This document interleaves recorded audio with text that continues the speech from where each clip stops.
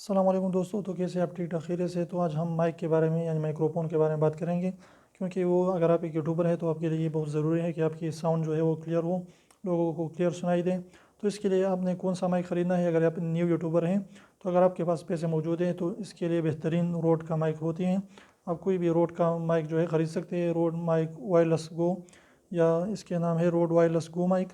इसके अलावा और भी उलागर के लिए खूबसूरत बेहतरीन माइक होते हैं जो आपको साफ़ और ख़ूबसूरत आवाज़ जो है उसको फराहम करता है, लोगों को आपकी आवाज़ को बिल्कुल क्लियरली रिकॉर्ड करता है। लेकिन अगर आप एक न्यू यूट्यूबर है और आपके पास पैसे मौजूद नहीं है तो आपने क्या करना है कि बोया का M1 माइक होता है, 1000 से लेकर 1800 तक आपको मिलेगा।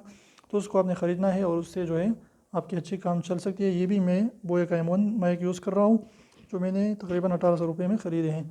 तो आप इसको यूज़ करके अपनी अच्छी सी जो है साउंड को क्लियरली रिकॉर्ड कर सकते हैं।